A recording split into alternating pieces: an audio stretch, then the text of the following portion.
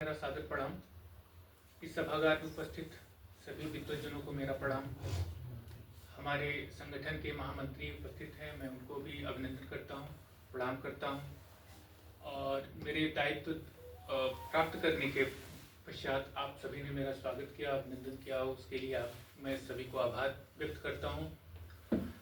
मेरी जो बातें यहाँ पर होंगी वो स्वामी विवेकानंद जी की एक पुस्तक है, हिंदू धर्म के सामान्य आधार, और गुरु जी की एक पुस्तक है नवीन विचार करके, लोकित प्रकाशन से प्रकाशित हुई है उस पे।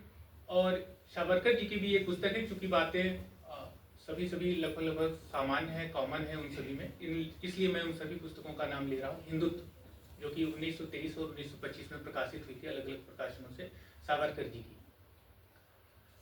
और मैं अपनी बात वहीं से शुरू करूंगा जहां से संगठन मंत्री जी, महामंत्री जी ने हमारे संगठन के बात कही कि पश्चिम की दुनिया बहुत जल्द भारत की तरफ देखने वाली है, क्योंकि वो विक्षिप्त तरीके से घूमेंगे भौतिकता में संलिप्त होने के बाद पश्चात।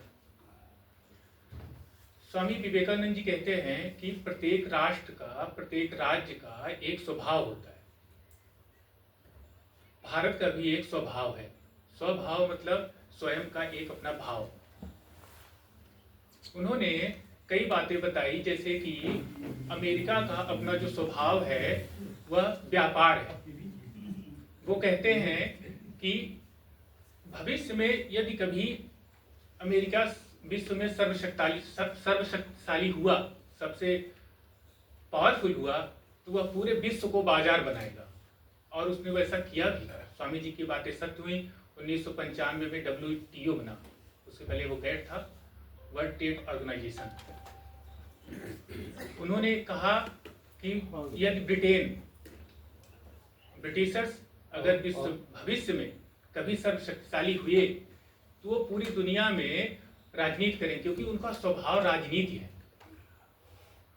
वो उनका अपना एक परसेप्शन था, उनकी अपनी समझ थी। उन्होंने कहा कि ब्रिटेन में हर चाय की दुकान पे छोटे से छोटा व्यक्ति, बड़े से बड़ा व्यक्ति राजनीति में संलिप्त है। और हमने देखा कि ब्रिटेन का जो साम्राज्य था, एक समय ऐसा भी था कि उसके साम्राज्य में सूरज कभी अस्त नहीं होता था।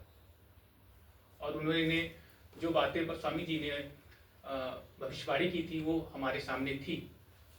उन्होंने एक भविष्यवाणी और की थी जर्मन को लेकर। उन्होंने कहा कि अगर जर्मनी विश्व में कभी भी सर्वशक्तिशाली हुआ तो ये पूरे विश्व को युद्ध में धकेलेगा। और ये बातें हमने देखी कि जो विश्व युद्ध हुए वो जर्मन की वजह से ही हुए, क्योंकि उन्होंने सामरिक शक्ति अपनी इतनी बढ़ाई थी। इसी तरीके से वो भारत की बात करते हैं कि भारत का स्वर क्या है। वो कहते हैं कि भारत का स्वर धर्म है, भारत का स्वर अध्यात्म है। हमारा प्राण है धर्म भारत का। और भारत जब शक्तिशाली होगा तो वह न तो कहीं व्यापार फैलाएगा, न तो राजनीति फैलाएगा, न तो वह किसी को गुलाम बनाएगा, वह अध्यात्म और धर्म फैलाएगा। इसीलिए हमारी संस्कृति में वो बातें कही गई हैं कि वसुधैव कुटुंबकम और सर्वे भवन्तु सुखिनः की बात। और इसके उदाहरण भी है, इसके उदाहरण भी हैं कि जब हम शक्तिशाली हुए, चाहे रेशम मार्ग के माध्यम से हमने पूरे विश्व में व्यापार किया, चाहे हमारे दक्षिण में जब जाएंगे आप देखेंगे राजेंद्र चोल, राजराज चोल, उनके माध्यम से हमने व्यापार किया। और ये जो नेवी आज शब्द आया है, ये संस्कृत शब्द नाव से बना हुआ है। कभी जर्मन नेवी में सबसे पूरी दुनिया पर पावरफुल हुए, कभी ब्रिटिश के लोग हुए। तो वो जो नेवी शब्द निकला है वो संस्कृत शब्द से, नाव से निकला है। और कभी हम हुआ करते थे सबसे पावरफुल, लेकिन हमने किसी पूरे विश्व में किसी भी देश को न तो गुलाम बनाया, न तो कॉलोनी बनाई, क्योंकि हमारा वो स्वभाव ही नहीं है। और इसीलिए हम आने वाले समय में जब कहा जाता है कि विश्व गुरु बनेंगे, जैसे भाई साहब ने अभी कहा कि यह राष्ट्र विश्व गुरु बनेगा, तो उसका ये मतलब नहीं कि हम किसी को दबाने वाले हैं या फिर किसी को गुलाम बनाने वाले हैं। जब हमारे यहाँ से व्यापारी कंबोडिया जा रहे थे, जब हमारे यहाँ से व्यापार हो रहा था, जैसे कि मैंने राजेंद्र चोल और राजराज चोल की बात करी, तो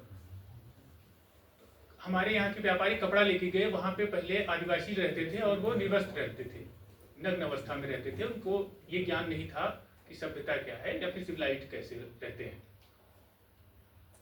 तो वहाँ पे उनको ये भी एहसास हुआ कि शायद उनके ऊपर हमला हो सकता है, आक्रमण हो सकता है, तो वो कपड़ा लेकर के ऐसे गए थे सफेद। तो वहाँ के लोगों ने जो जाना समझा कि नहीं नहीं, ये तो हमारे ऊपर आक्रमण करने नहीं आ रहे हैं, कपड़ा लेकर के आ रहे हैं। तो वो गए, तो उन्होंने वहाँ के लोगों को बताया कि भाई नग्न अवस्था में नहीं रहा जाता है, आप कपड़ा पहन सकते हैं और ये हमारे पास कपड़ा है। और उन्होंने उस पूरे समाज को कपड़ा पहनना सिखाया। और वो आज देश जो है वो कंबोडिया है, कंबोडिया के नाम से। हम वहां पे जाकर के कब्जा नहीं किया। और हम अपने ग्रंथों में भी पढ़ते हैं कि चाहे श्रीलंका की बात हो, बौद्ध धर्म है, चाइना में भी बौद्ध धर्म है, जहाँ जहाँ हमारे लोग गए, हमारी संस्कृति को, हमारे स्व को, हमारे आत्म को, जो आत्मबोध से विश्वबोध पे रिवाइवेशन के बाद से चर्चाएं हो रही हैं, वो क्या है, अलग अलग तरीके से हम लोग समझाने की बातें कर रहे हैं। चाहे वो स्वदेशी की बात हो, चाहे वह स्व की बात हो, चाहे आत्मबोध की बात हो, सारी बातें एक एक तार में, एक ही माले की सारी वो मनके हैं जिनसे सारी बातें जुड़ी हुई।